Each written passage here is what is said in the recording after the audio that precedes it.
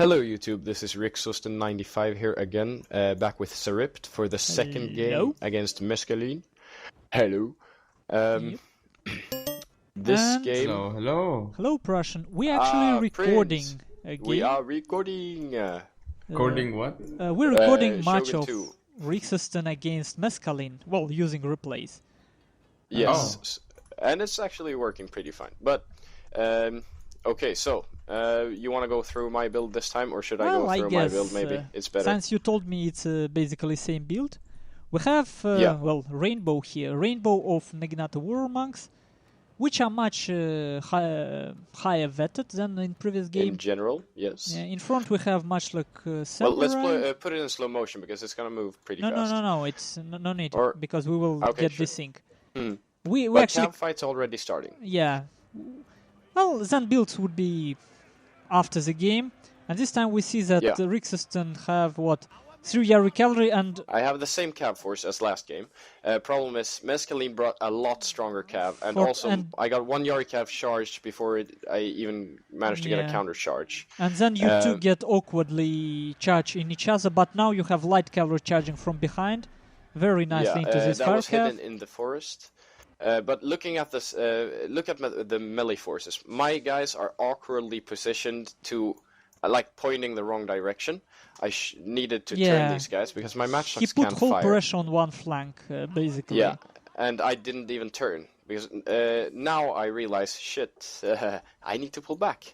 But I was focused with the cav fight, and now you see Mescaline sends his light cavalry that was putting pressure on the front before, and finishes the cav fight and goes for my bowgen. And interesting how Mescaline does, I would call it mistake because I do something like that a lot and then get, like, look at his BP Sam near workshop.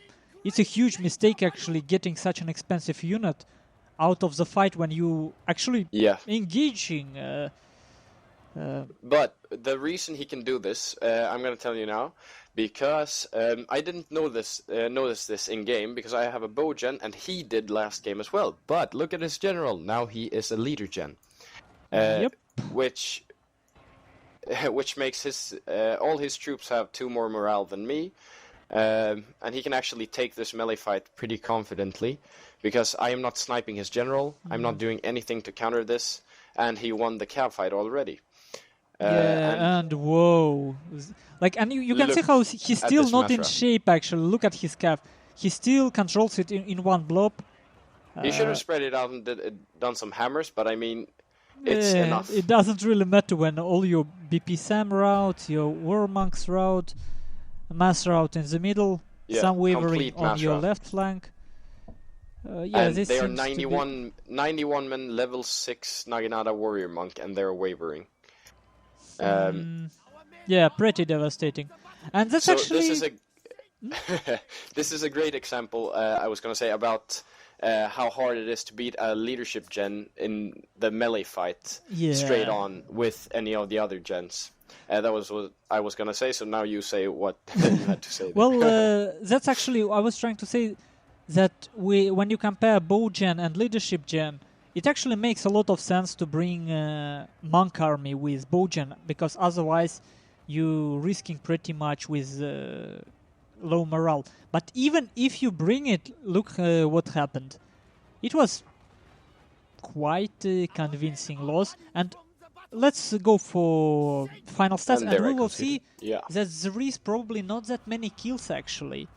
There is a lot of routes on, well, like, hundreds. Well, I think it was. If I remember correctly, he almost killed the double amount that I killed, because my troops routed so fast, and my troops routed at so high numbers. You see here. I mean, he killed 977. I killed 493. But look at Price. Look how deployed.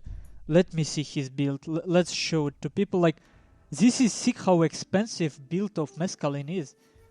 BP Sam level 9, Fire Cavalry level 8, man, that like sick. Von Ignat War Monks all level 6, insane. But this time he only went with 1 matchlock, I went with 2 this time, and both are increased range matchlocks. Expensive shit, and I was Yeah. in the forest, faced the wrong way. Well, look, only his which Legnato was a Warrior huge monks mistake. are 5k funds. At BP Sam level 9, so it's 6.5. Man, like, this insanely expensive build. And But it is very potent as a rush. As long as your enemy spends... as long as your enemy takes the fight, I guess. Yeah, exactly.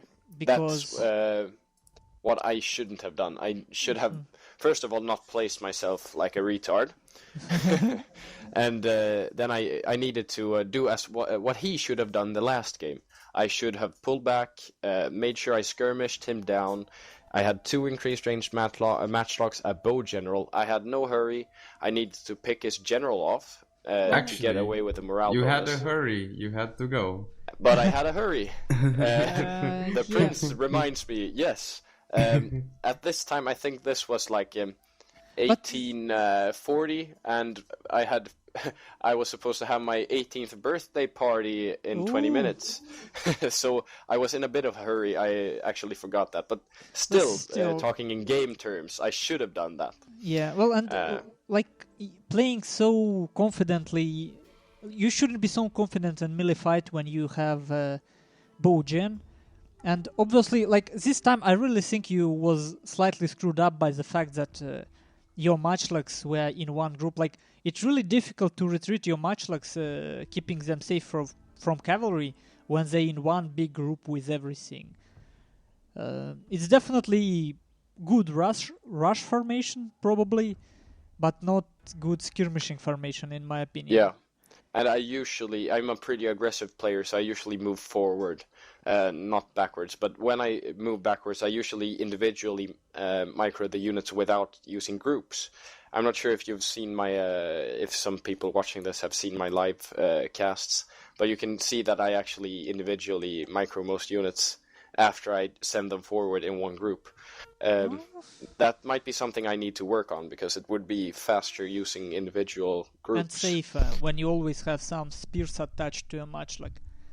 But anyway, guys, thank you for watching, and see you in a third game.